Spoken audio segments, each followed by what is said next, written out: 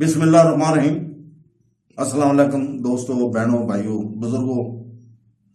آج کی اس سورہ المائدہ کی آیت نمبر 81 کی تفسیر پیش کر رہے ہیں۔ یہ ہم نے صراط الجنان سے لی ہے۔ تو دوستو، اللہ تعالیٰ اس آیت میں سورہ المائدہ کی آیت نمبر 81 میں فرماتے ہیں، اور اگر یہ اللہ اور نبی پر اور اس پر جو نبی کی طرف نازل کیا گیا ایمان لائے تو کافروں کو دوست نہ بنائے، لیکن ان میں بہت زیادہ فاسق ہے۔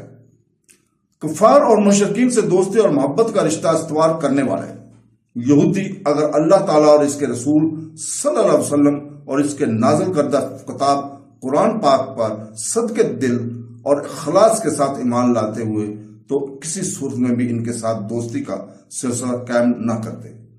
اسی لیے اللہ تعالیٰ نے ان کے بارے میں فرمایا ہے کہ ان میں بہت زیادہ فاسق ہے۔